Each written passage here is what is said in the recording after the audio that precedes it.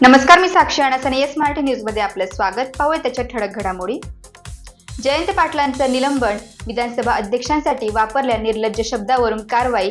हिवाळी अधिवेशनपर्यंत विधिमंडळात जयंत पाटलांना प्रवेशबंदी. फडणवीसांच्या सागर बंगल्यावर सकाळपासून बैठकीचं सत्र. आमदार, लोकसभा उमेदवार इच्छुकांची सागरवर हजेरी.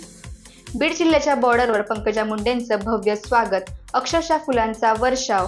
मराठा बांधवांचा आक्रोश 100% योग्य. पंकजा मुंडेंचं सफेद वक्तव्य. अभिनेता गोविंदा शिंदे गटात प्रवेश करणार. सूत्रांची खात्रीलायक माहिती. उत्तर पश्चिम मुंबईतून उमेदवारी मिळण्याची शक्यता. सत्ताधारी पक्षाचे 11 घोटाळे रोहित पवारांच्या हाती. आज 2 घोटाळ्यांची पोलखोल तर 9 घोटाळ्यांवर अभ्यास सुरू असणार. ईडीकडून अरविंद केजरीवाल यांच्यात 10 दिवसाच्या कोठडीची मागणी. केजरीवाल हेच मद्य धोरण घोटाळ्याचे सूत्रधार, ईडीचा दावा. आता पाहूया ठळक बातम्या विस्ताराने. वलखेड येथे महिलांचं आरोग्य पोषण मेळावा. वलखेड तालुका दिंडोरी येथे चिल्ड्स वेवल व पॅरानॉड रेकॉर्ड इंडिया यांच्या आयोजनातून येथे महिलांचं आरोग्य पोषण आहाराबाबत मेळावा संपन्न झाला. येथे महिलांना पोषण आहाराबाबत माहिती सांगण्यात आली. आजच्या धावपळीच्या काळात कुटुंबासाठी कोणते पोषण आहार महत्त्वाचे आहे याबाबत महिलांशी संवाद साधण्यात आला व काही स्पर्धा घेण्यात आल्या. येथे महिलांनी काही वेगळे पदार्थ बनवून आणले. त्यामध्ये काही डिश सलाडच्या होत्या, कडधान्य होती, त्याबाबत माहिती दिली. येथे सापशिडीचे खेळ, पोषण आहार प्रात्यक्षिक, फूड पिरॅमिड खेळ या उपक्रमामध्ये 3 प्रकारच्या स्पर्धांचे आयोजन होते. त्यामध्ये पाककला स्पर्धेमध्ये पौर्णिमा चारोस्कर, सुनीता आहेर, प्रियंका राजगुरू, चित्रकला स्पर्धेमध्ये पूजा जाधव, वैशाली चारोस्कर, प्रश्नमंजुषा स्पर्धेमध्ये मनीषा शिंदे, प्रियंका राजगुरू, चंचल बदादे, मोहिनी कोकाटे असे विजेते ठरवण्यात येऊन त्यांना योग्य बक्षिसे देण्यात आली. कार्यक्रमाचे आयोजन प्रकल्प व्यवस्थापक उमेश रागड, अभिषेक साखरकर, स्नेहल लचके, कृष्णा पवार, सुनीता आचारी, मेघा गायकवाड, संजय तासकर यांनी केले. या कार्यक्रमासाठी सरपंच विनायक शिंदे, डॉक्टर कृष्णा उघडे, आरोग्यसेविका मनीषा हिरे, नारायण राजगुरू, अंगणवाडीच्या विमल शिंदे, अनिता गायकवाड, अलका राजगुरू, सुनीता चारोस्कर, पूजा सावंत, पूजा जाधव, ग्रामसेवक चव्हाण, काशीनाथ गायकवाड, अंबोरे, मंगला शिंदे, सविता कडाळे, कोमल चारोस्कर, प्रतिभा चारोस्कर, कविता माळेकर, सुरेखा गायकवाड, मंगल धुळे, पूजा कोकाटे, जयेश शिंदे, मंगला बदादे, रोहिणी कोकाटे, भारती आहेर आदी बहुसंख्येने अधिकारी व महिला व ग्रामस्थ हजर होते. मिक्स करून घ्यायचं तुम्हाला.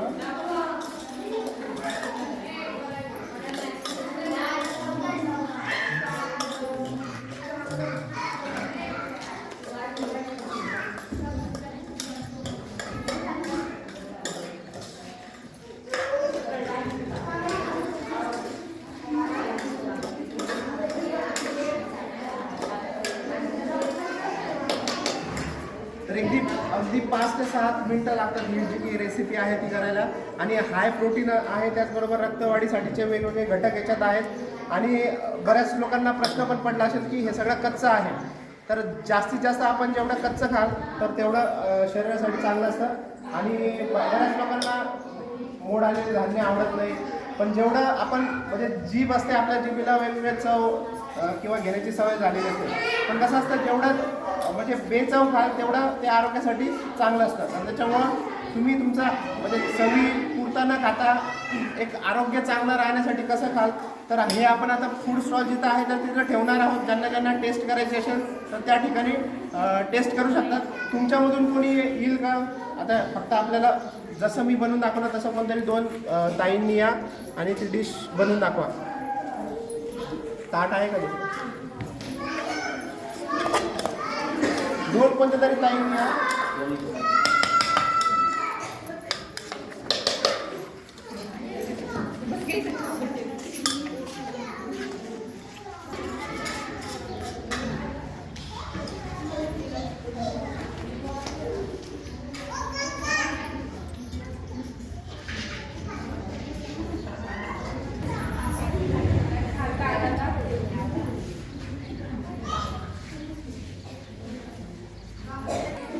गाजर टाकते, काकडी, लाल तिखट टाकते आता.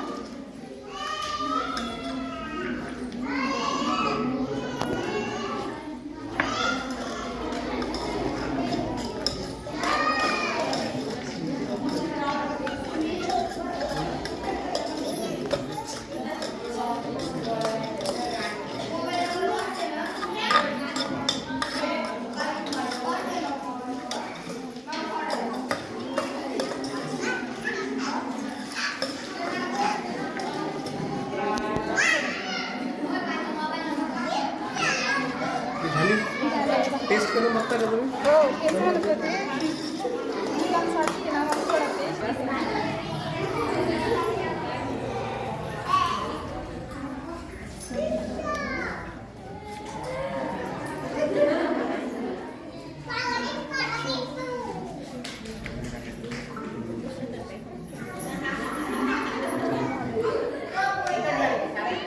ताई, तुमचं नाव?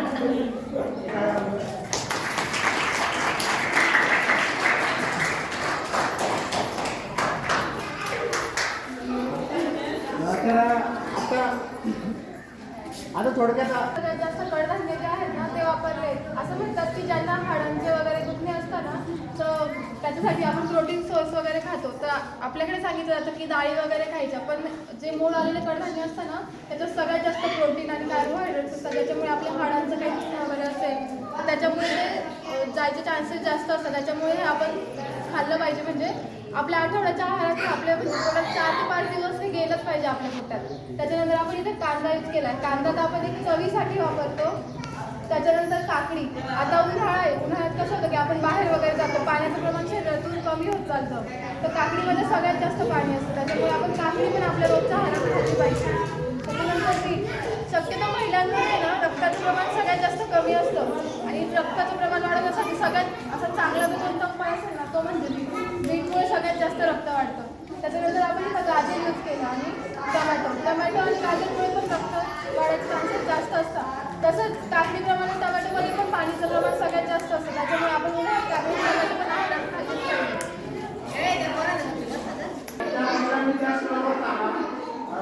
CHO सर आहेत आणि मॅडम पण आहेत, त्याचबरोबर विनायक सर आहेत.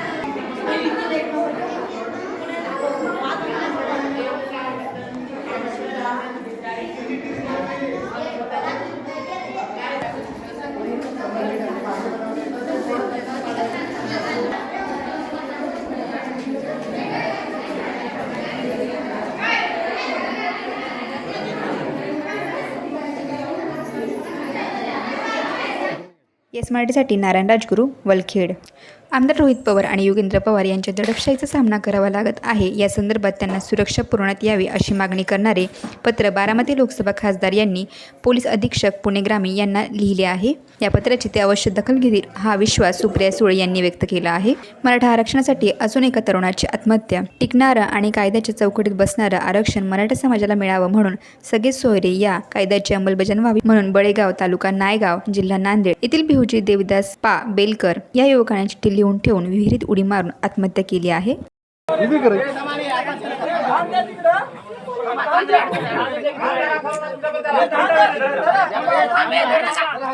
कमरेला धांड बांधा, कमरेला धांड बांधा. बाजूला हमना लक्ष्मण आता सोडून देशान.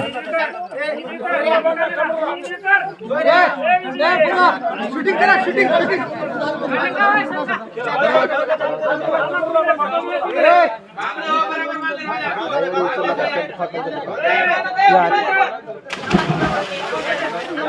श्याम अशी शूटिंग कर.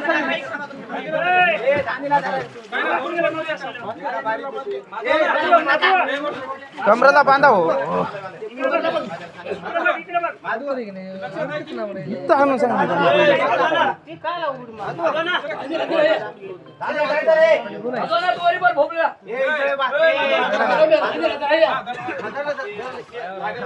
दोन दोन्ही कोण उचलून काढा.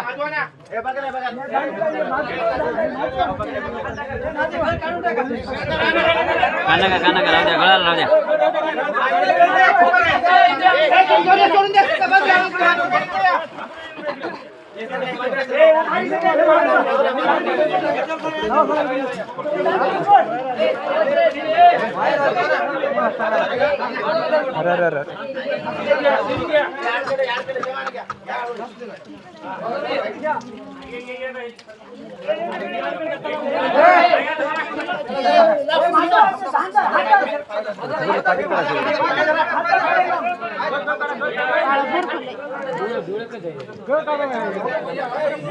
काँग्रेसची राज्यातील लोकसभेची पहिली यादी जाहीर. कोल्हापूरतून शाहू महाराज, पुण्यातून रवींद्र धंगेकर रिंगणात. आगामी लोकसभा निवडणुकीच्या पार्श्वभूमीवर काँग्रेसकडून महाराष्ट्रातील पहिली यादी जाहीर करण्यात आली असून 6 जागेवरती उमेदवार घोषित करण्यात आले आहे. अपेक्षेप्रमाणे कोल्हापूर लोकसभेला श्रीमंत छत्रपती शाहू महाराज यांची उमेदवारी घोषित करण्यात आली आहे. पुण्यामधून आमदार रवींद्र धंगेकर यांना उमेदवारी जाहीर करण्यात आली आहे. काँग्रेसकडून नंदुरबार, अमरावती, नांदेड, पुणे, लातूर, सोलापूर आणि कोल्हापूर या जागेवरती उमेदवार घोषित करण्यात आले आहे. नंदुरबारमधून गोवळ पडवी, अमरावतीमधून बळवंत वानखेडे, नांदेडमधून वसंतराव बळवंतराव चव्हाण, लातूरमधून शिवाजीराव काळगे, सोलापूरमधून प्रणिती शिंदे यांना उमेदवारी देण्यात आलेली आहे. त्यामुळे आता पुण्यामध्ये रवींद्र धंगेकर विरुद्ध मुरलीधर मोहोळ अशी लढत होणार आहे. नाशिक जिल्ह्यातील BLO आदेश नेमणुकीमध्ये अनियमितता.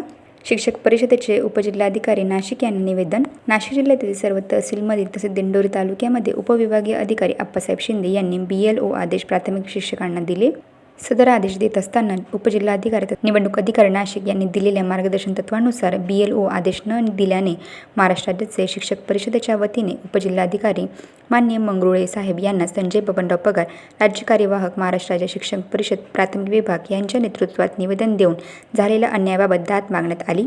उपजिल्हाधिकारी माननीय मंगरुळे साहेब यांनी उपविभागीय अधिकारी दिंडोरी यांच्याशी प्रत्यक्ष चर्चा करून दिलेल्या आदेशांचे पुनर्निरीक्षण करण्यासाठी प्रयत्न करण्यात येतील. प्रत्येक गावात शिक्षकाव्यतिरिक्त इतर शासकीय, निमशासकीय कर्मचाऱ्यांना प्राधान्यक्रमाने अगोदर आदेश दिले जावे व पर्यायी कारणास्तव शिक्षकांना आदेश देण्यात यावे अशी निवेदनात मागणी करण्यात आली आहे. त्यानंतर दिंडोरी येथे उपविभागीय अधिकारी आप्पासाहेब शिंदे यांची शिष्टमंडळाने सर्व BLO समवेत भेट घेऊन शिक्षकांवर कशाप्रकारे अन्याय झाला ही बाब निदर्शनास आणून दिली.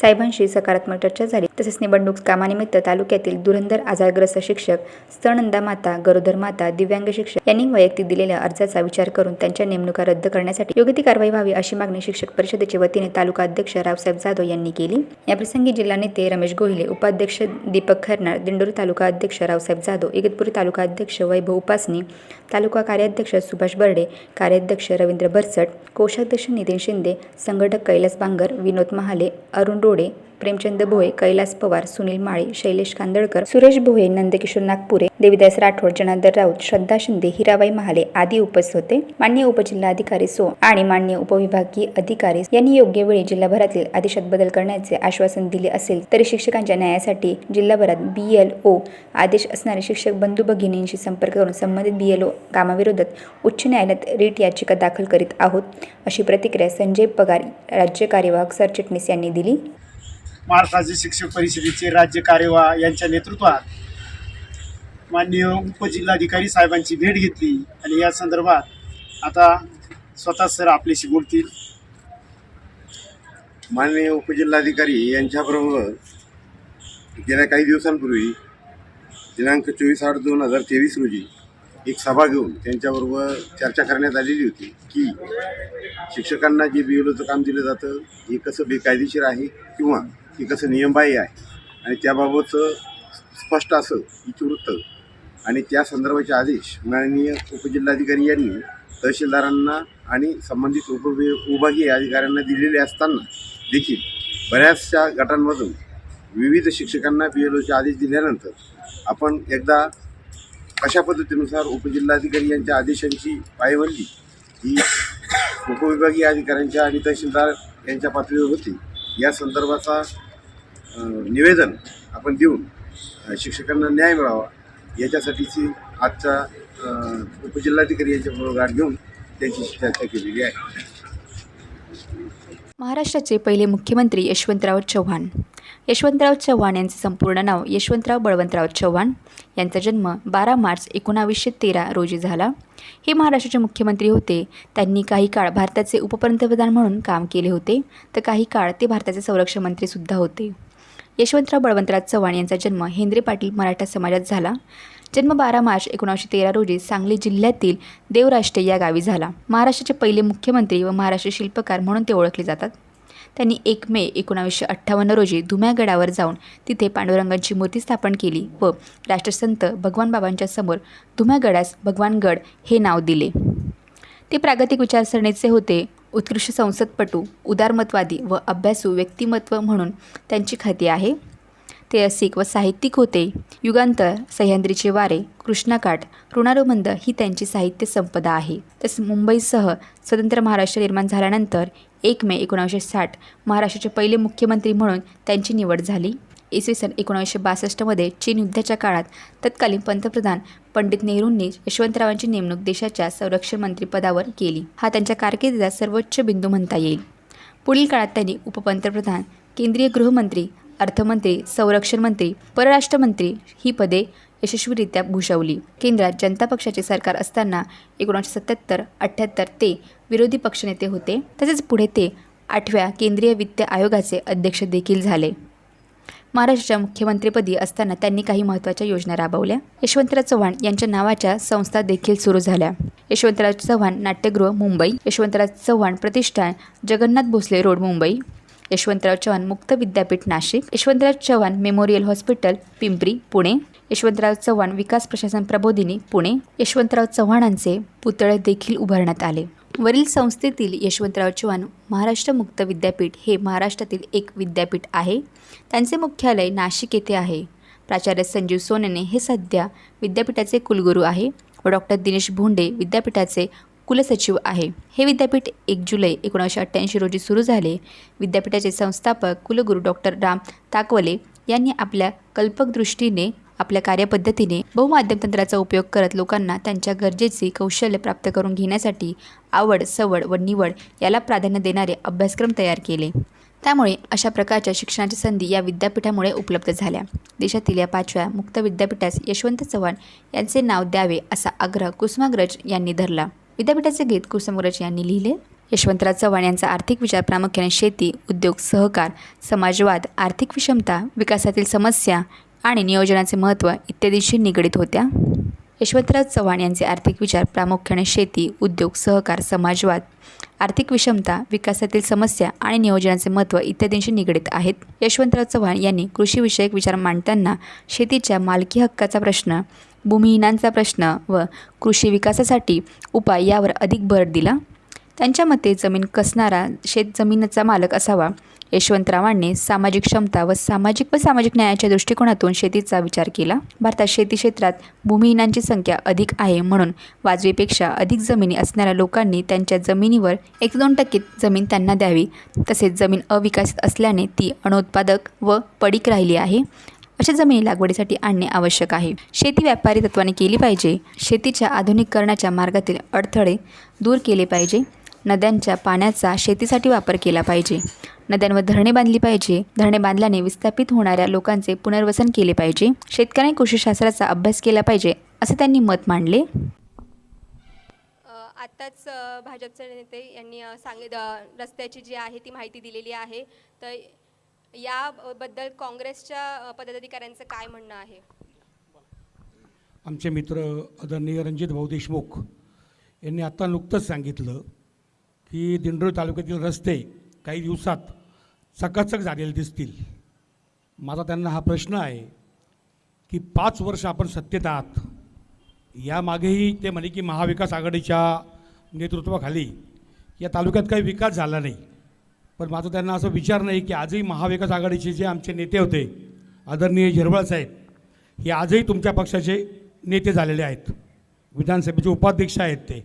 मग तुमचं काय म्हणणे, झिरवळ साहेबांनी विकास केला नाही का? माझा त्यांना हा प्रश्न आहे. दुसरी गोष्ट, निवडणुका लोकसभेच्या 1 महिन्यावर येऊन ठेपलेल्या आहे. 1 महिन्यावर निवडणुका आलेल्या असताना तुम्ही आज सांगताय की रस्ते चकाचक होणार आहे. तर मग इतके दिवस काय केलं आपण? हा प्रश्न आहे. आणि रस्ता हा एकच समस्या तालुक्यात नाही आहे, या देशाचा प्रश्न केला. ही निवडणूक जी आहे, मी महत्त्वाचं आपल्या चॅनलचं आणि आपल्या प्रतिनिधीचं अभिनंदन करतो की आपण या तालुक्यातील, या मतदारसंघातील लोकांना आपल्या भावना व्यक्त करण्याकरता हे व्यासपीठ उभं केलं आहे. इथं कोणत्याही पक्षाचा राजकीय वाद एकमेकाशी नाही आहे. तर माझी प्रत्येक पक्षाच्या नेत्याला आणि कार्यकर्त्याला विनंती आहे की यातून आपल्या तालुक्याला, आपल्या गावाला किंवा आपल्या मतदारसंघाला आपल्याला काय चांगलं घेता येईल याचा प्रयत्न करा. उगाच हेवेदावे करून किंवा फक्तच उणेवा काढून उपयोग नाही आहे. कारण आजही जर विचारलं कोण कुठं आहे आम्हालाही कळत नाही आहे. त्यामुळे फक्त रस्ता हा प्रश्न नाही आहे, येथील बेरोजगारीचा प्रश्न आहे. कारण निवडणूक ही देशाची आहे. या निवडणुकीमध्ये महिला सुरक्षा असेल, गुंडगिरी असेल आज आपण बघतोय की भाजपच्या एका पदाधिकाऱ्याने राजोसपणे गोळीबार केला, तोही पोलीस स्टेशनमध्ये. काय सुरक्षा आहे इथं? तुमच्या आमच्या रस्त्याच्या बाहेर निघायचं मुभा नाही आहे. आत्ताच कोणतरी एकाने विचारलं की भाजप विरुद्ध बोलताय काही ईडी सीडी लागणार नाही ना म्हणे. हा काय प्रकार आहे? भारतीय जनता पक्ष भाजप म्हणायची आम्हाला लाज वाटायला लागली. आता भाजप नसून हे स्वागत कक्ष झालेलं आहे. अनेक गुन्हेगार पक्षामध्ये येत आहे. अनेक गुन्हेगार पक्षामध्ये येत आहे. ज्यांना भ्रष्टाचारी म्हणून यांनी हिनवलं, 5 वर्ष सातत्याने यांना टोमणे मारले, तेच लोक यांच्याकडे आज स्वागत करताय, त्यांना सत्रांच्या आत धरताय. आम्हाला वावगं नाही आहे. झाले खासदार तरी आमचेच झाले, होणार तरी आमदार आमचेच होणार, झाले मंत्री तरी आमचेच.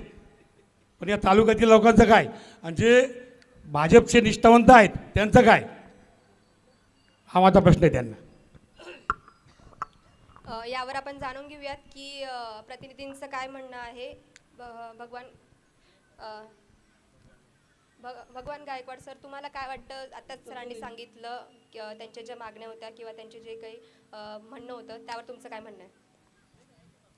आत्ताच रणजित भाऊंनी जे सांगितलं की रस्ते चकाचक होणार आहेत. आज मी रणजित भाऊ तुम्हाला एक सांगतो की नुकतेच आपल्या केंद्रीय राज्यमंत्र्यांनी जे उद्घाटन केले रस्त्यांचे, त्यातील एक रस्ता मी तुम्हाला खास करून सांगतो की जो ननाशी ते वलखेड फाटा, मी आता दुपारीच त्या रस्त्याने जाऊन आलो की त्या रस्त्याचं किती दिवसाचं, म्हणजे त्याची टेंडर वेळ संपून गेलेली आहे, तरीही अजून रस्त्याचं काम पूर्ण झालेलं नाही आहे. तर किमान, आणि दुसरं एक, आता तुम्ही जे रस्त्याचं म्हटले, आपण रोज जातो अकराळे फाटा ते चिचबारी, ह्या रस्त्याचं काम किती दिवसापासून चालू आहे? आपण रोज जातोय त्या रस्त्याला, आणि आज आपला एवढा मंत्र्यांचा ताफा आला. याच्यापूर्वी तरी एक असा अनुभव असायचा का कधीतरी जर मंत्री आले तर किमान त्या रस्त्यावरचे खड्डे तरी बुजले जायचे. परंतु आज आपण बघतोय की अकराळे फाट्याच्या रस्त्याचे आज काय अवस्था आहे. आपण सर्वच जण जातो, तर आपण आपल्या लोकप्रतिनिधींना हे सांगणार आहे की नाही? आणि त्याचं कारण समजा, आता आम्ही पत्रकार म्हणून आम्हाला जे समजतंय की निधी वितरित होत नाही आहे, फक्त कामं मंजूर होत आहेत. कामं कोट्यावधीचे आहेत मंजूर, हे आम्हालाही मान्य आहे, त्याच्या वर्क ऑर्डर आहे, सर्व आहे, परंतु त्या ठेकेदारांना पेमेंट दिलं जात नाही म्हणून ते काम करत नाही. हे खरं आहे का की जे रस्ते आता सध्या मंजूर आहेत परंतु अर्धवट आहेत, पूर्ण झालेले नाहीत? जो अकराळे फाट्याचा सांगितला तुम्हाला, तोच नानाशी रोडची तीच अवस्था आहे की जो दुसरा लेअर दिलेला नाही आहे. उमराळे रोडची तीच अवस्था आहे. तर हे नेमकं काय की आपले समजा 2 मंत्री आहेत, केंद्रीय आहेत आणि राज्यातले आहेत, तर काही वचक नाही का त्यांच्यावर? अधिकारी त्यांचं म्हणजे अधिकारी ऐकत नाही, ठेकेदार ऐकत नाही की काय? नेमकं काय प्रश्न आहे? किमान या सर्व जनतेला या निमित्तानं आज तुम्ही सांगावं असं मला वाटतं. भगवानराव, अतिशय महत्त्वाचा प्रश्न आपण या ठिकाणी विचारला. मला वाटतं विकास हा 4-2 दिवसामध्ये होत नसतो. गेल्या 70 वर्षापासून या भारत देशामध्ये आपला देश विकसनशीलच आहे. विकास हा अविरत चालणारी एक प्रक्रिया आहे. आणि मग ह्या प्रक्रियामध्ये प्रशासकीय अडीअडचणी असतील काही. तुम्ही म्हणता 1-2 रस्त्यांची तुम्ही उदाहरणं दिले, तर त्याबद्दल नक्कीच आम्ही प्रशासनाकडे चौकशी करून वरिष्ठांशी पाठपुरावा करून ते रस्ते लवकर सुरू करण्यासाठी प्रयत्न करू. आताच रस्त्यांची परिस्थिती सांगितली, तर त्याबाबत सत्ताधारी शिवसेना गटाचे भाऊलाल तांबडे सर, तुम्हाला काय वाटतं की काय रस्त्याची परिस्थिती आणि त्या प्रश्नाबद्दल तुम्ही कसं सोडवाल? सर्वप्रथम सर्वपक्षीय पदाधिकारी आणि तालुक्यातील सर्व मान्यवर, विविध पक्षातील सर्व नेतेगण, सर्व सहकारी मित्र यांना मी प्रथम नमस्कार करतो, जय महाराष्ट्र करतो. आणि ज्यांनी हा कार्यक्रम आयोजित केला, कारण संवाद झाला पाहिजे, सुसंवाद असायला पाहिजे, आणि तालुक्याच्या विकासासाठी, तालुक्याच्यासाठी सर्वांनी मिळून एकत्र येऊन आणि कामं केली पाहिजे, तालुक्याचा विकास साधला पाहिजे.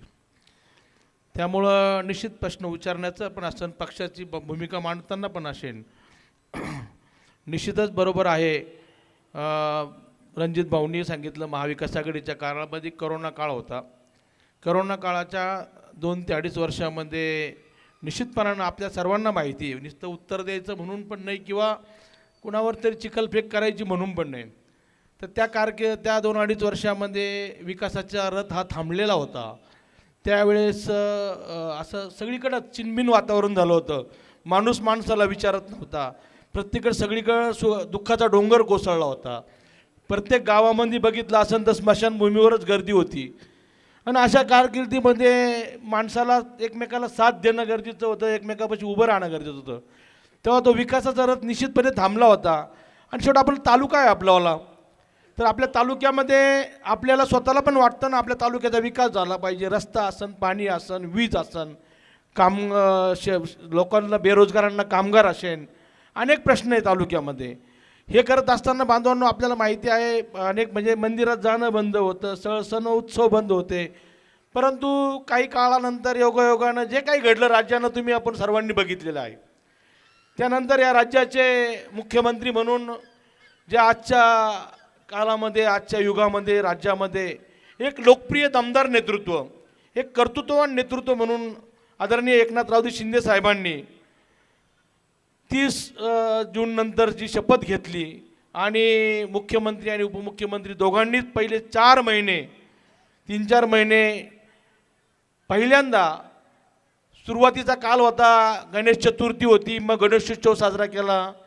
त्याच्यानंतर आपला दहीहंडी गोपाळकाला साजरा केला, येणारे नवरात्रोत्सव साजरे केले, दिवाळी साजरी केली.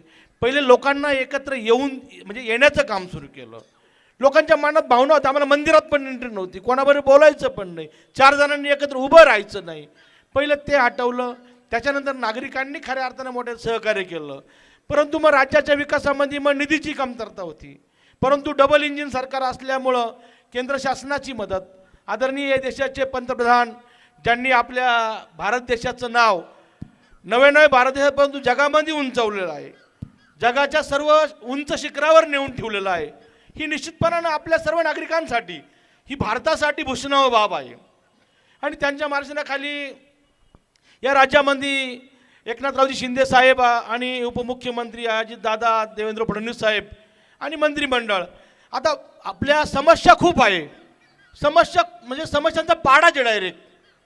परंतु त्या अनुषंगाने 1-1.5 वर्षामध्ये मग तो निधी वर्क ऑर्डर असतील, मग मोठ्या प्रमाणामध्ये रस्त्यांच्या आत्ताशी कुठेतरी टेंडर झाले, टेंडर होऊन त्या रस्त्यांच्या कामाला सुरुवात झालेली. भगवान भाऊ अतिशय बरोबर आहे, ते सरकार पार्ट नंतर हे गोष्टी पार्ट नंतर, परंतु जनतेसाठी काय, जनतेच्या समस्या ह्याच्यावर खऱ्या अर्थानं मग आता तुम्हाला निधी पण मिळायला लागला.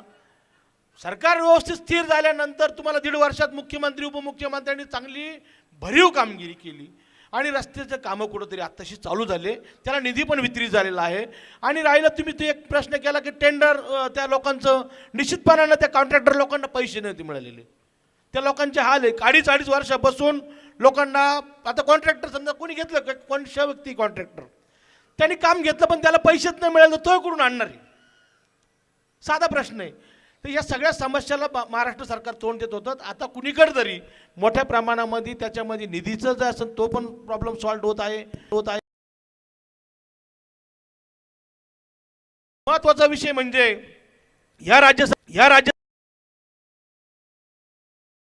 मोठ्या प्रमाणामध्ये द्राक्ष उत्पादक, कांदा उत्पादक, ऊस उत्पादक आणि भाजीपाला, टोमॅटो, फ्लावर, कोबी, जे आमच्या परिसरातली गावं इकडे मोठ्या प्रमाणामध्ये जे माझा शेतकरी मरतो, अशा परिस्थितीमध्ये शासनानं पहिलं ते लक्ष केंद्रित केलं आणि 1 रुपयात पीक विमा ही महत्त्वाकांक्षी योजना ही सुरू करून खऱ्या अर्थानं थोडा दिलासा देण्याचा प्रयत्न केला. राहिला विषय पाठीमागच्या काळामध्ये DP मिळत नव्हती. माझ्या माहितीनुसार आत्ताच्या आता आम्हाला कोणाचाही फोन आला, तात्काळ विजेचा कोणताही प्रश्न असेल, मी जाहीरपणे आव्हान करतो सर्व नागरिकांसाठी, कोणत्याही गावात कुणीकडे बी DPचा प्रश्न असन, सिंगल फेजचा प्रश्न असन, तुम्ही आमच्याशी संपर्क साधा. तात्काळ तुम्हाला 24 तासाच्या आत लगत तिथं आम्ही DP देऊ शकतो. तुम्हाला ते काय सिंगल फेज 3 फेजचा प्रॉब्लेम असेल तो पण दूर करू शकतो. आता आपण बघितलं असन सर्वात महत्त्वाचं म्हणजे लेक लाडकी लखपती योजना. राज्य सरकारने काय केलं, लेक लाडकी लखपती योजना, जी मुली जन्माला आली तर 2004 पासून ज्या मुली जन्माला आल्या घरामध्ये, आपल्याला मुलगी जन्माला आली म्हणजे ओझं झालं, ही वस्तुस्थिती होती आपली. आता मुलगी जन्माला आल्यानंतर ती 10वीपर्यंत जाईपर्यंत 1,00,000 रुपये तिच्या खात्यामध्ये अकाउंटमध्ये या सरकार जमा करते. 1,00,000 रुपयामध्ये कमीत कमी त्या गरिबाच्या पोराला हातभार लागतोय. बांधवांनी एक आवर्जून मला सांगायला आवडेल, एक महिनाभर सुद्धा होईल नाही या गोष्टीला. परभणीची एक मुलगी होती, ती 12वी होऊन तिनं पदवी याच्यामध्ये ॲडमिशन घेतलं होतं. परंतु ॲडमिशन घेतल्यानंतर अर्धी फी शासनाची माफ आहे 8 लाखाच्या आत उत्पन्न असणाऱ्यांना. परंतु तिनं एक पत्र लिहिलं मुख्यमंत्र्यांच्या नावानं आणि सांगितलं, सर जय महाराष्ट्र, मी आपल्यावर मनापासून आपलं काम चांगलं आहे, कर्तबगार आहात, सगळं आहे, परंतु मी अर्धी फी भरू शकत नाही. अर्धी उरलेली फी भरायला माझ्याकडे पैसेच नाही, आम्हाला जमीन पण नाही आणि आम्ही फी भरू शकत नाही, म्हणून मी आत्महत्या करत आहे. ते प्रश्न दिवसभरामध्ये साहेब 1-1.5 वाजता वर्षा बंगल्यावर आल्यानंतर ते पत्र रोज चालतात आणि समोर आणतात. साहेब रोज त्याच्यावर म्हणजे बघतात. बघितल्यानंतर साहेबांनी 2 वाजले होते रात्रीचे, सुनील भाऊ, आणि लगेचच चंद्रकांत दादा पाटील हे विज्ञान व तंत्र शिक्षण मंत्री आपले, त्यांना फोन केला एकनाथ शिंदे साहेबांनी. तांबडे साहेब, आपण थोडक्यात प्रश्न मांडावा एवढी मी विनंती करतो तुम्हाला. हो, नाही आता ही महत्वाचा विषय हा, कारण तर एका लाईव्ह चालू आहे मुलीचं आपलं, हो. आपल्याला थोडी वेळेची मर्यादा आहे.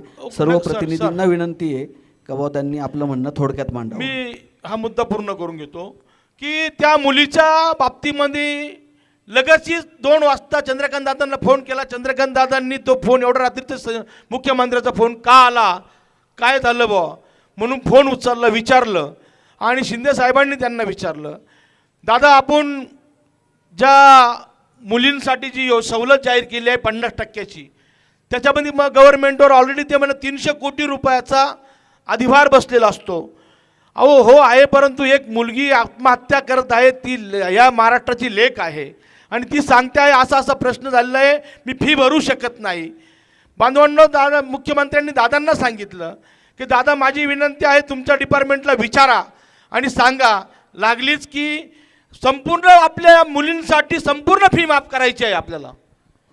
त्याच्यामध्ये कुठल्या जातीची, कुठल्या पातीची, कुठल्या गरिबाची, कुठल्या श्रीमंताची, सर्व सरसकट, त्या सरसकट मुलींसाठी देशमुख साहेब, जाधव साहेब मोठ्या प्रमाणामध्ये तो निर्णय या शासनाने घेतला आणि या राज्यातल्या प्रत्येक लेकीसाठी ती फी माफ केली. महिलांसाठी विशेष सवलत जाहीर केली, वृद्धांसाठी विशेष सवलत जाहीर केली आणि आपल्याला माहिती आहे असे भरपूर निर्णय आहे. परंतु वेळ कमी आहे, वेळेची मर्यादा ठेवून मला आयोजकांकडून बोलण्यासाठी भरपूर काय जेव्हा प्रश्न असेल तेव्हा मी बोलेन.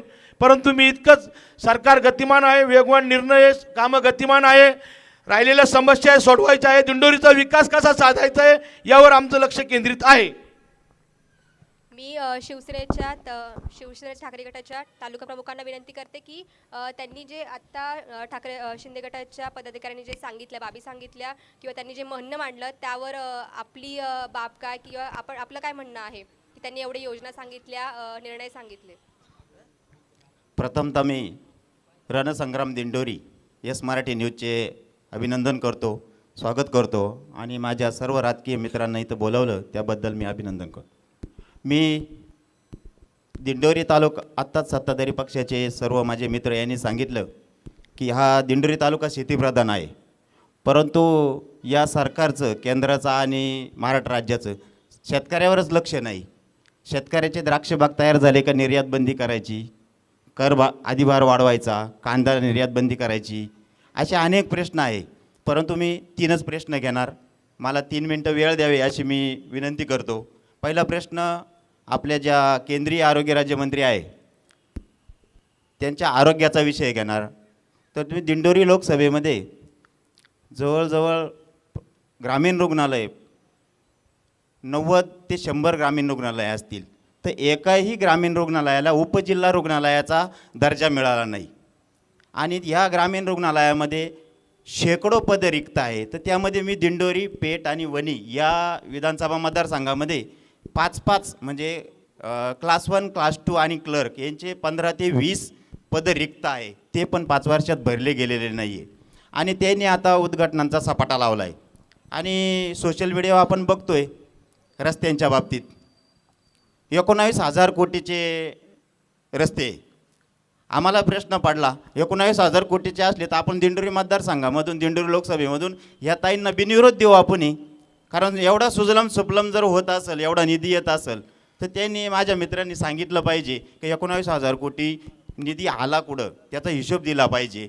पांडुरंग गणवरे आणि जो प्रश्न विचारलाय, त्यानंतर मी 2 मिनिटं भाजपचे प्रतिनिधी आहे, त्यांना विनंती करू त्यांनी उत्तर द्यावं त्यांच्या प्रश्नाचं. माझं पूर्ण होऊन द्यायला पाहिजे होतं.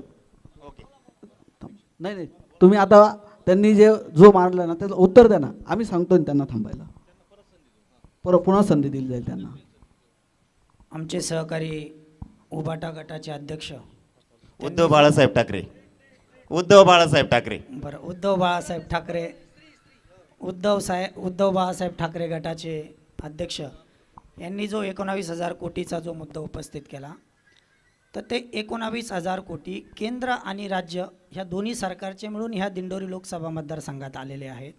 आणि ते फक्त रस्त्यांसाठी नाही, त्याच्यामध्ये रस्ते, कृषी, आरोग्य, शिक्षण हे सगळे जे काही विभाग मिळून आहेत त्या सर्व विभागांचा मिळून आणि केंद्र आणि राज्य शासनाचा मिळून तो 19,000 कोटीचे ते पैसे दिंडोरी लोकसभा मतदारसंघासाठी आलेले आहेत.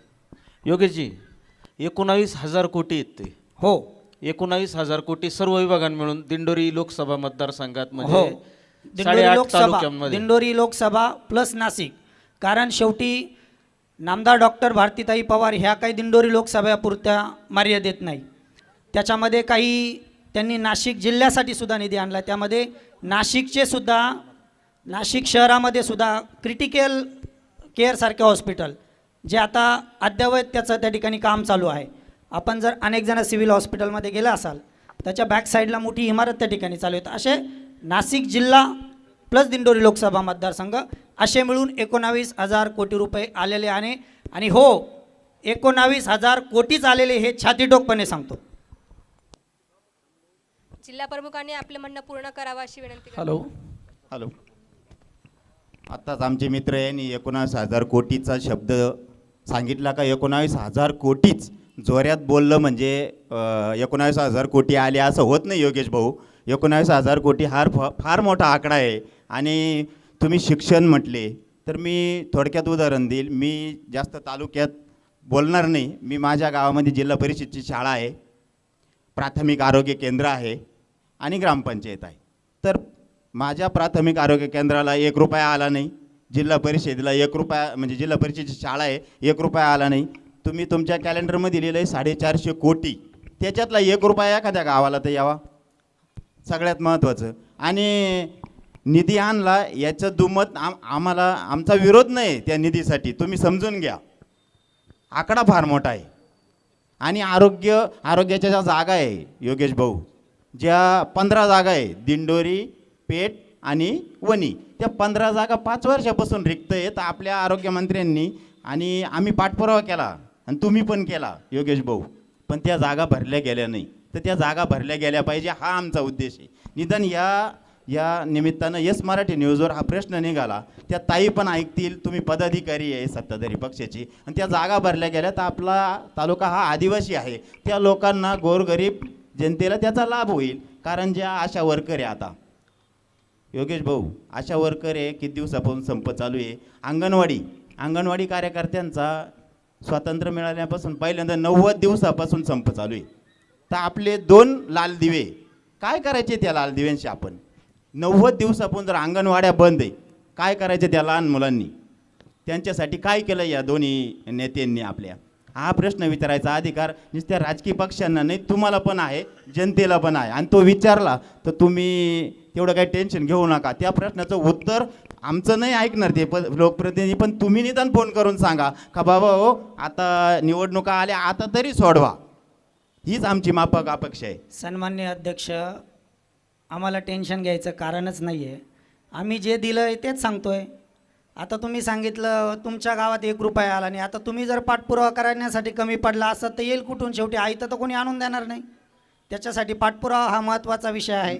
आणि शिक्षणासाठी आपण जो 450 कोटीचा पुन्हा मुद्दा घेतला, तर ह्या 19,000 कोटीमधलेच हे पण 450 कोटी आहेत. आणि याच्यामध्ये अनेक आश्रमशाळा दिंडोरी लोकसभा मतदारसंघ हा 6.5 आणि 9.5 तालुक्यांचा आहे. तर या 9.5 तालुक्यांमध्ये 450 कोटी रुपये शिक्षण विभागाच्या माध्यमातून निश्चितपणानं आलेले आहेत. त्यामध्ये आदिवासी आश्रमशाळांची कामं आहेत, जिल्हा परिषद शाळांची वर्गखोल्यांची काही कामं आहेत, त्याच्यामध्ये CSR फंडामधली सुद्धा काही कामं आहेत. असे असंख्य कामे. त्याच्यानंतर शाळेतल्या मुलांना आरोमधलं पाणी त्या ठिकाणी सरकारच्या माध्यमातून शुद्ध पिण्याचं पाणी दिलं जातं. अशा असंख्य योजना ज्या शिक्षण विभागाच्या अखत्यारीतल्या येत आहेत त्या मिळून या दिंडोरी लोकसभा मतदारसंघामध्ये निश्चितपणानं हा 450 कोटीचे कामं निधी आलेला आहे. बरेचशी कामं त्यातली झालेली पण आहे आणि काही कामं प्रगतीपथावरती पण आहे. आणि माझा आपल्याला पण उलट प्रश्न आहे की आपण सुद्धा आपल्या पक्षाचं गेल्या 2.5 वर्ष आमचं सरकार महायुतीचं राज्यात येण्या अगोदर आपलंही 2.5 वर्षाचं सरकार होतं. तर आपल्या 2.5 वर्षाच्या काळामध्ये ह्या दिंडोरी तालुक्यासाठी आपल्या मार्फत आपण आपल्या शासनाच्या माध्यमातून आपल्या सरकारच्या आपण काय आणलं तालुक्याला ते आपण या जनतेला सांगावं. चेतन भाऊ बोला. एक मिनिट थांबा. बोला चेतन भाऊ. यस मराठी न्यूज चॅनलच्या वतीनं हा जो आभार मानू नका, तुम्ही प्रश्न विचारा डायरेक्ट. त्याबद्दल धन्यवाद. सगळ्यात महत्त्वाची गोष्ट की आताच भारतीय जनता पार्टीच्या प्रवक्त्यांनी इथं बोलताना सांगितलं की 19,000 कोटीच आणली. माझं म्हणणं आहे की 19,000 कोटी आणली तर ठीक आहे, पण पेट्रोलचे भाव 110च्या पुढे गेले, डिझेल 100च्या पार आहे. 350 रुपयाला भेटणारा गॅस सिलेंडर आज 1250-1100 रुपयावरती नेऊन ठेवला आहे. अरे आमचेच पैसे आम्हाला देता उपकार करत नाही भारतीय जनता पार्टी आहे. पहिल्यांदा आम्ही लक्षात घेतलं पाहिजे. दुसरं महत्त्वाची गोष्ट की तांबडे साहेबांनी सांगितलं की करोनाचा काळ होता. याच करोनाच्या काळामध्ये बाळासाहेब आंबेडकर यांनी पहिल्यांदा विठ्ठल मंदिर खुलं करण्यासाठी आंदोलन केलं होतं आणि तेव्हापासून महाराष्ट्राची गाडी पुन्हा रुळावरती आली आहे. ही गोष्ट आपण मान्य केली पाहिजे. तिसरी महत्त्वाची गोष्ट की दिंडोरी तालुक्यामध्ये सगळ्यात महत्त्वाची गोष्ट की सगळ्या राजकीय बेडुकुड्या आपण पाहिल्यात. आत्ता कार्यकर्ते कन्फ्यूजमध्ये आहे की आमचा नेता कोणत्या पक्षात आहे आणि आमच्या गाड्यामध्ये आता कोणती मोफलर असायला पाहिजे. अशा परिस्थितीमध्ये नुसतं दिंडोरी पुरतंच नाही तर महाराष्ट्रामध्ये तत्वनिष्ठ शीलवंत गुणवंत राजकारण करण्यासाठी ॲडव्होकेट प्रकाश आंबेडकर हे एकमेव नेतृत्व आहेत. मनोज जरांगे यांच्या बाजूनं मराठा आरक्षणाच्या पाठीमागं खंबीरपणे उभे आहेत.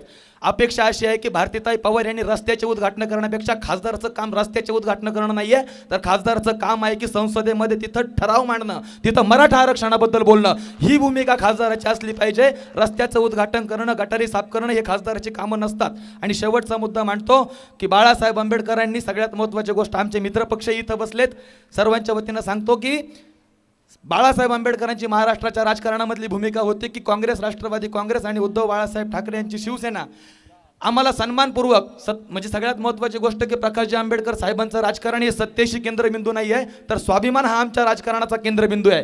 दिंडोरी लोकसभा मतदारसंघाचा जर विचार केला तर सातत्यानं 3 वेळेस आमचे मित्रपक्ष इथं पराभूत झाले. ॲडव्होकेट प्रकाश आंबेडकरांकडे आम्ही विनंती केली आहे की सातत्यानं 3 वेळेस जर आमचा मित्रपक्ष इथं पराभव असेल तर 1 वेळेस वंचितला नशीब आजमावू द्या. या ठिकाणी परिवर्तन घडून दाखवल्याशिवाय आम्ही राहणार नाही. ही भूमिका आम्ही बाळासाहेब आंबेडकरांपर्यंत पोहोचवली आहे. आणि मला माहिती आहे की प्रकाश आंबेडकर यांचा उद्धव ठाकरे साहेबांवरती आणि समस्त शिवसेनेवरती जो विश्वास आहे, शरद पवार साहेबांवरती विश्वास आहे, या सगळ्या गोष्टी आम्ही करू. आणि शेवटची गोष्ट सांगतो किशोर भाऊ, आत्तापर्यंत राजकारण हे नेत्यांवरती ठरवलं जात होतं, आत्ताचं राजकारण हे सामान्य माणसाच्या मतावरती ठरलं जाणार आहे. हे तुम्हाला दिंडोरी तालुक्यामध्ये दिसल. धन्यवाद. आता आपण एक जनतेतून प्रश्न घेणार आहोत. जनतेला विचारणार आहोत की सर, मराठा आरक्षण मिळालंय आता 10%, तर मराठा आरक्षणावर तुमची भूमिका काय? योग्यच आहे. अजून काय सांगाल की मराठा आरक्षणाबद्दल? मराठा आरक्षणाबद्दल योग्यच आहे. 10% आरक्षण स्वतंत्र मिळालं. सर काय सांगाल? मराठा आरक्षण मिळालंय की काय सांगाल, आपली काय भूमिका आहे? मराठा आरक्षण मिळाल्यामुळे मराठ्यांना 10% नक्कीच फायदा होणार आहे. आणि दुसरं महत्त्वाचं असं की स्वतंत्र आरक्षण मिळाल्यामुळे ओबीसीला जे काही 19% आरक्षण होतं त्यामध्ये असंख्य जाती आहेत आणि सपरेट आरक्षण भेटल्यामुळे मराठ्याची मुलं शैक्षणिक क्षेत्रामध्ये आणि त्यांच्या भवितव्यासाठी हे गरजेचं होतं. मला असं वाटतं हे आरक्षण नक्कीच टिकेल आणि सरकार त्यासाठी प्रयत्न पण करत आहे. आपण सगळेजण बघतोय का वेगवेगळ्या अधिवेशनामध्ये किंवा त्यांनी आता स्वतंत्र अधिवेशन घेऊन ठराव पण मंजूर केलेला आहे. तर मला असं वाटतं मराठ्यांसाठी एक चांगलं पाऊल सरकारने उचललेलं आहे. आपण सरकारच्या बाजूने नक्कीच राहिलं पाहिजे, विश्वास ठेवला पाहिजे मराठ्यांनी सुद्धा, कारण की जरांगे पाटलांच्या बाजूने आपण सगळे आहोत, कारण त्यांचा मुद्दा तर रास्त आहे. परंतु मराठ्यांच्या बाजूने जे मुद्दे मांडलेले आहेत सरकारचं एकदा आपण लक्षात घेऊन जोपर्यंत पूर्ण तत्त्वाची जात नाही तोपर्यंत आपण त्यांच्या बाजूने असलंच पाहिजे. धन्यवाद. मला बोलू. मी मनोज ढिकलेंना विनंती करतो की त्यांनी खरोखर मराठा आरक्षण मिळालं आहे आपल्याला असं काय वाटतं, तुमचीवाली भूमिका मांडा मनसेची. आम्हाला बोलायची संधी दिली त्याबद्दल धन्यवाद. आणि फक्त मराठा आरक्षणावरच बोलायचं का बाकीच्या मुद्द्यांवरही बोलायचं? बोला ना, तुमच्या मुद्द्यांवर बोला, फक्त वेळेचं बंधन पाळा. सर्वात महत्त्वाची गोष्ट, आज या दिंडोरी लोकसभा मतदारसंघात आणि त्यातही दिंडोरी पेठ विधानसभा मतदारसंघात या इथल्या जनतेची अवस्था इतकी वाईट झाली आहे, धड सहनही होत नाही, सांगता येत नाही. कारण इथं आमच्या मतदारसंघाला 2-2 लाल दिवे, पण मराठीत एक म्हण आहे, देखना दिवा आणि भिताडाला लावा, अशी परिस्थिती आज या मतदारसंघाची झाली आहे. 2-2 दिवे पण काहीच उपयोगाचे नाही आहे. तालुक्यातल्या एकाही रस्त्याची अवस्था धड नाही आहे. अक्षरशः सगळ्या रस्त्यांची चाळण झाली आहे. गेल्या 10 वर्षात या रस्त्यांची कुठंही डागडुजी नाही. फक्त रस्ते हे कागदावर दुरुस्त होतात आणि कागदावरच बनवले जातात. दुसरी महत्त्वाची गोष्ट, सातत्याने मी विद्यार्थी सेनेचं काम करीत असल्यापासून या मतदारसंघात सातत्याने काही गोष्टींसाठी भांडत आलो आहे का इथल्या लोकप्रतिनिधींना त्या गोष्टीची कायम आम्ही जाण करून देत आलो आहे का इथला हा आदिवासी बहुल भाग आहे. इथल्या ह्या आदिवासी तालुक्यातल्या आदिवासी ITIमध्ये आमचा जो दिंडोरीचा MIDC झोन आहे,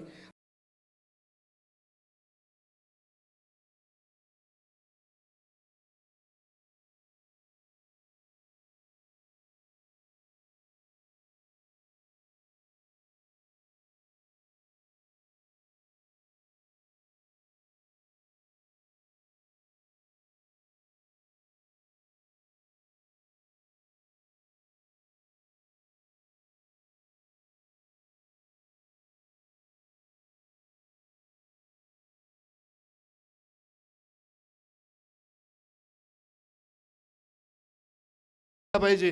तुम्ही आज खऱ्या अर्थाने माहिती का, इथं बसलेले जेवढे पक्षाचे माझे मित्र जे पदाधिकारी इथं बसलेत, यातले प्रत्येक जण आजपर्यंत कुठं ना कुठं केव्हा ना केव्हा सत्तेत होते. कोण 2.5 वर्ष होतं, कोण आत्ता सत्ताधारी आहे. तुम्ही एकमेकावर दोष न देण्यापेक्षा सगळ्यांनीच एकदा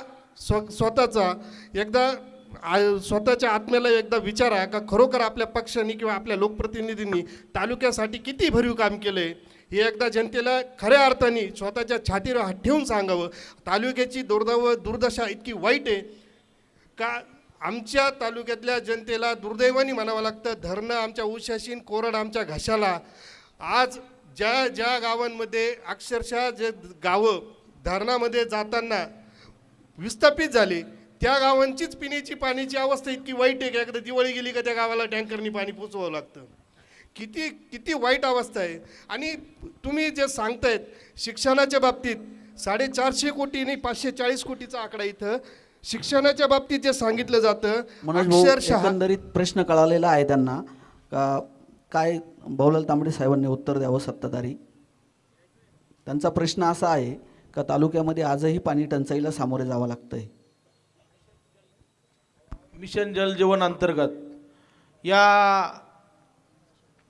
ह्या राज्य शासनानं अतिशय महत्त्वपूर्ण निर्णय घेतला. हर घर जल या माध्यमातून आज मनोज भाऊ आपण चौकशी करू शकतात. MGPचे दिंडोरी तालुक्यामध्ये किती ठिकाणी किती कामं चालू आहे, म्हणजे किती प्रमाणात मोठ्या प्रमाणात आहे का, कोणचं काम बंद आहे का, याची पण आपण चौकशी करावी. मागील काळामध्ये जो बंद पडलेला तुम्ही ते सांगितलं समस्या भरपूर आहे, परंतु सरकार गंभीर आहे, सरकार गतिमान आहे, निर्णय वेगवान आहे, काम चालू आहे. निश्चितपणानं जिथं कुठं राहिलं असेल त्या ठिकाणी आपण सगळे म्हणून लक्ष घालू आणि त्या गावाला पाणी मिळालंच पाहिजे, त्याचा हक्क आहे तो. तांबडे साहेब ज्या जलजीवनचा तुम्ही उल्लेख केला आता जलजीवन मिशनचा, तालुक्यात 19 ठिकाणी प्रचंड तक्रारी आहे त्या जलजीवन मिशनच्या. जुन्या विहिरींचं नूतनीकरण केलेलं आहे, जागा ज्या जागेवर खोदल्या गेलेल्या आहेत त्या अशा तक्रारी जनतेतून आलेल्या आहे. मागे पेपरला बघितलं असेल आपण, ग्रुपवर चर्चा ऐकलेली आहे, बघितलेली आहे. तर त्याच्याबद्दल तुम्ही काही प्रशासनाचा पाठपुरावा केला आहे का? निश्चितपणानं जलजीवनच्या कुठेही तक्रारी असेल त्या आमच्यापर्यंत पोहोचवा ना तुम्ही. कसं असतं माहिती का, आरोप करणं सोपं आहे हो, परंतु तुम्ही कर्तव्यशीलपणे दाखवा आम्हाला का या ठिकाणी इथं जुनी विहीर होती आणि त्या विहिरीतून यांनी असं असं केलं. त्या गाव- जिल्हा परिषदेला अशा तक्रारी प्राप्त झालेल्या आहेत.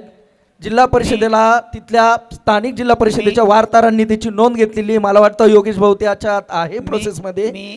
त्याचं काय झालंय हा प्रश्न पुढे विचारलाय. मी सुनील भाऊंचा त्या गोष्टीचा खुलासा करून देऊ इच्छितो की आपण जेव्हा बातमीचा उल्लेख केला तर त्याची उलट तपासणी करण्यासाठीच आपलाच एक न्यूज चॅनल त्या ठिकाणी वस्तुस्थिती बघण्यासाठी गेला होता. परंतु ती जी काही बातमी आली ती गाव अंतर्गत राजकीय हेवेदाव्यातून ती बातमी आली. परंतु वस्तुस्थिती त्या ठिकाणी त्या विहिरीला अतिशय चांगलं पाणी लागलेलं आहे. टाकीचं काम त्या ठिकाणी चालू आहे. त्या ग्रामस्थांनी स्वतः त्या तुमच्या न्यूज चॅनलच्याच माध्यमातून त्याचा खुलासा केलेला आहे. त्याच्यामुळे जलजीवनच्या बाबतीत तिथे त्या बातमीचा संदर्भ देऊन तशीच परिस्थिती सर्व तालुक्यात आहे. एका बातमीचा संदर्भ देऊन म्हणजे तालुक्यात सगळ्या ठिकाणी तशी परिस्थिती नाही. परंतु आजपर्यंत इतिहासामध्ये भारत स्वतंत्र झाल्यापासून त्या ठिकाणी आपण या गोष्टीचं आपण सगळ्यांनी सुद्धा स्वागत केलं पाहिजे की आदरणीय नरेंद्रभाई मोदी यांनी ह्या गोष्टीचा विचार केला की प्रत्येक गावोगावी ग्रामीण भागामध्ये प्रत्येक माणसाला त्या ठिकाणी पाणी मिळालं पाहिजे. म्हणून जलजीवनच्या माध्यमातून आपल्या मतदारसंघापुरतं बोलायचं झालं तर जवळपास 1550 कोटी रुपये जलजीवनच्या स्कीमसाठी लोकांना पिण्याच्या पाण्याची सोय कायमस्वरूपी सोय व्हावी म्हणून त्या ठिकाणी एवढा मोठ्या प्रमाणात निधी दिला. आणि काही ठिकाणी तक्रारी ज्या आहेत त्या जागेचा आता जमिनीच्या पोटात काही कोणी शिरून नाही पाहिलं. त्या ठिकाणी जर काही विहिरींना नाही पाणी लागत तर तिथूनही तक्रारी होतात. परंतु आता शेवटी जमिनीच्या पोटात आपण कोणी त्या ठिकाणी शिरून बघत नाही. रमेश भाऊ योगेश भाऊ तुम्ही जे म्हणता तिथपर्यंत बरोबर आहे. सर्वात महत्त्वाची गोष्ट ह्या जलजीवनच्या बाबतीत एका गावाची परिस्थिती अशी होती का जवळपास 1 ते दीड वर्षापासून काम चालू होतं. त्या ठेकेदारांनी त्या योजना चालूच होत नव्हती. शेवटी पंचायत समितीत आम्ही महाराष्ट्र नवनिर्माण सेनेतर्फे तिथं आंदोलन केलं. संबंधित तिथल्या अधिकाऱ्याला बांधून घालण्याची भाषा केली. म्हटलं जोपर्यंत त्या गावात पाणी पडत नाही तोपर्यंत तुला मी सोडणार नाही. दुसऱ्या दिवशी तिथं ठेकेदारांनी काम चालू केलं. अशी परिस्थिती आहे. म्हणजे इथं लोकप्रतिनिधींचा ह्या मतदारसंघात अधिकाऱ्यांवरती आणि ठेकेदारांवरती कुठल्याही प्रकारचा वचक नाही आहे. मध्यंतरी ज्या काही रस्त्यांच्या कामाचे आता काय 2-5 रस्ते झाले असतील तालुक्यात 10 वर्षात त्यात तो लखमापूर फाटा ते कादवा कारखाना आणि तुमचा वलखेड फाटा ते निगडोळ या रस्त्यांची क्वालिटीच्या किंवा दर्जाबाबत न बोललेलं खूप चांगलं. त्या म्हणजे त्या त्याच्यामध्ये बरं का डिकले साहेब आपल्यापेक्षा आहेत ना ते चांगलं सांगतील. गेली 15 दिवसापासून आहे ना ते फेस करून राहिली ती गोष्ट आणि त्यांनी पाहिलंय. कारण ते जसे नेते आहेत तसे उद्योजक आहेत. जेवढा संघर्ष चालू आहे ना तेवढा कुठंच नाही. आमच्याकडे बोट दाखवण्यापेक्षा आपले प्रश्न काय ते विचारावं. आमचे प्रश्नच असे आहेत की त्यांनी जे सांगितलं आपण आपले प्रश्न विचारा. रस्त्याच्या संदर्भात आपण प्रश्न विचारायचा प्रश्नाला उत्तर बोला. रमेश भाऊ तुम्ही पक्षाची भूमिका मांडा तुमच्या. बोला. इथं जमलेल्या सर्व पक्षाचे पदाधिकारी आत्ता सत्ताधाऱ्यांनी सांगितलं की आमचं सरकार अतिशय धडाडीनं निर्णय घेतोय. पण एक सांगू इच्छितो एक सर्वसाधारण शेतकऱ्याचा मुलगा म्हणून अनेक दिवसापासून दिंडोरी ते मुंबईपर्यंत साहेब आम्ही पायी गेलो. आमच्यातला एक शहीद झाला परंतु दिलेले आश्वासनं पूर्ण केलेले नाहीत. प्रश्न काय होते प्रश्न होते कांद्याला हमी भाव मिळाला पाहिजे कांद्याला भाव बांधून मिळाला पाहिजे हे आमचे प्रश्न होते. परंतु आणखीनही काही झालेलं नाही. म्हणून पुन्हा एकदा मार्क्सवादी पक्षाच्या वतीने गाव ते जिल्हाधिकाऱ्यापर्यंत पायी मोर्चा निघतोय. हा जोडून विनंती आहे. आता तुम्ही सांगितलं 2.5 वर्ष करोना काळात गेले परंतु करोना काळामध्ये डॉक्टर घरी बसले ते सरकारी डॉक्टर घरी बसले ते खेड्यातली आशा सेविका ही प्रत्येकाला मदत करत होती. आणि गेल्या अनेक दिवसापासून तुमच्या मुंबईमध्ये आंदोलन करते. देशाचे आरोग्यमंत्री आपल्या लोकसभेच्या खासदार आहेत. त्यांना आज आपण विचारलं पाहिजे पदाधिकाऱ्यांनी बाबा रे कोरोना काळामध्ये आमच्या अशा ज्या लोकांच्या सेवा केल्या त्या उपाशी पोटी त्या मुंबईमध्ये संडासला सुद्धा जागा नाही त्यांना अशा अवस्थेत आंदोलन करतात. म्हणून एक विनंती आहे का नुसतं आपण आपल्या पक्षाचं पाहू नका तर तालुक्यातील जनतेचं बघा. जनता शेतकऱ्याचे प्रश्न काय आहेत. आता आम्ही पायी मोर्चा घेऊन निघालो कशासाठी लोक म्हणतात लालबावट्याला प्लॅटासाठी. बाबांनो तो विषय नाही. रात्रीसून निर्णय होतोय कांदा निर्यात बंद, रात्रीच कांदा निर्यात चालू होती. प्रश्न हा आमचा आहे का जे आश्वासनं दिले ते पाळले पाहिजे. कारण त्यांनी आश्वासनं दिले नाशिक जिल्ह्यामध्ये जे काही पश्चिम वाहिन्या ज्या आहेत त्यांना छोटे छोटे बंधारे बांधून पूर्व भागामध्ये गोदावरी असेल किंवा आपले ह्या बाजूच्या नद्या आहेत त्यांना पाणी आश्वासनं दिले, परंतु आश्वासनं पूर्णच केले नाही. म्हणून परत एकदा या तालुक्यातला गरीब शेतकरी पायी जातोय. एकच हात जोडून विनंती आहे, ज्यांच्या आपण मतावर मोठे झालेत ना त्या शेतकऱ्यांचा अंत पाहू नका. येणारा काळ ही जनता तुम्हाला तुमची जागा दाखवल्याशिवाय राहणार नाही. बोला श्यामभाऊ. आता जसं भाऊंनी सांगितलं तर तशी सुरुवात सगळ्या पक्षांनी आपल्या प्रतिक्रिया मांडण्याचा प्रयत्न केला, परंतु जसं डिकले सरांनी सांगितलं म्हणजे मनसेचे प्रतिनिधी बसलेत की आपल्याकडे 2 लाल दिवे, याहीपेक्षा हा तालुका आदिवासी बहुल आहे.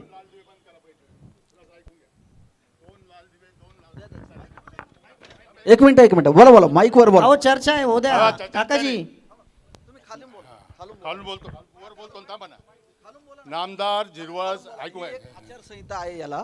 तुम्ही खाली बसून बोला ना.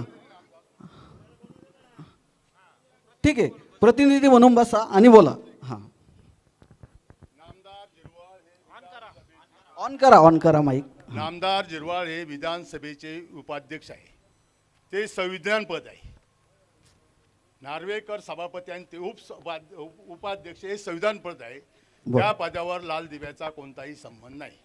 त्यांच्याकडे एकही मंत्र्याचं खातं नाही वगैरे काही नाही. मान्य. प्रत्येक वेळेला 2 लाल दिवे 2 दिवे देशमुख साहेब मान्य तुम्ही. आणि त्या संविधान पदावर एवढं बोलल्यानंतर मी काय जास्त भाषण लावणार नाही. 17 कोटी पाणी पुरवठ्याची योजना दिंडोरी नगरपंचायतला कोणी आणली? तहसील कार्यालयाचं भव्य कामकाज आज तुमच्या समोर मेन रस्त्याला देतं, ते कोणी आणलं? फॉरेस्ट आपलं रेस्ट हाऊसचं काम वणी आणि दिंडोरीचं कोणी आणलं? चिमणपाड्यामध्ये फडणवीस साहेबांनी ऐकू थांबा, फडणवीस साहेबांनी आणि एकनाथ शिंदे साहेबांनी चिमणपाड्याला 47 कोटी रुपये दिले. वळण बंधाऱ्यामुळे ह्या वर्षी पाऊस न पडता सुद्धा आपले धरणं 100% भरले गेले, वळण बंधाऱ्यामुळे भरले गेले. या गोष्टी तुम्ही समक्ष सांगितले पाहिजे. रस्ते किती झाले, किती T6 मध्ये किती मंजुरी आहेत, रस्ते झाले ना. आरोप करताना प्रत्येक गावाचा मुद्द्यासहित आरोप करा. का कोराट्यामध्ये अमुक योजना राबली नाही, अमुक ठिकाणी बसून बोला ना, प्रतिनिधी म्हणून बोला तुम्ही. राबली नाही. आज 281 कोटी T6 मध्ये माननीय नामदार एकनाथजी शिंदे साहेब, फडणवीस साहेब आणि अर्थव्यवस्था अजितदादा पवारांनी आज मंजूर करून टेंडर प्रोसेसला आहे. टेंडर बाहेर पडलेलं आहे, कामाला सुरुवात झालेली आहे. आज तुम्ही रस्त्याचं सांगताना कोराटे ते मावडीपर्यंत रस्ता डांबरीकरण नाही, लखमापूर फाटा ते काटवाकारकडे डांबरीकरण झालं नाही, जोपूर ते आज जवळकर रस्त्यामध्ये डांबरीकरण झालं नाही, आज पिंपळगाव बसून डांबरीकरण काम चालू नाही. अशा गोष्टी करताना काही रस्ते निकृष्ट असतील, मी पत्रकार मंडळीला विनंती, जागीच काम बंद करा. लोकप्रतिनिधी कोणी असो तुम्हाला अधिकार आहे, कारण रस्ता मंजूर करणं लोकप्रतिनिधीचं काम असतं. निकृष्ट काम असेल जागीच बंद करा आणि त्याच्यावर कार्य करा. याच्यापेक्षा मी जास्त बोलणार आहे. देशमुख साहेब धन्यवाद. नमस्कार. माझा विषय अपूर्ण राहिला होता, मी पूर्ण करून घेतो. कांदा निर्यात बंदीवरती हा तालुका आदिवासी बहुल आहे. आदिवासींच्या समस्या विषय लोकसभेचा जवळ आलेला आहे आणि आदिवासींच्या समस्यांवरती केंद्रीय मंत्र्यांनी केलेलं काम हा विषय प्रामुख्याने घ्यायला पाहिजे होता असं मला वाटत होतं. माझ्या पक्षातर्फे मी तो मानतोय. केंद्रीय मंत्री असल्या कारणाने आणि त्यात त्यांना पहिल्यांदा आरोग्यमंत्रीपद मिळालंय. अशाच प्रकारच्या ताज्या घडामोडींसाठी येस मराठी न्यूज यूट्यूब चॅनलला शेअर करा, सबस्क्राईब करा, लाईक करा आणि पाहता येस मराठी न्यूज.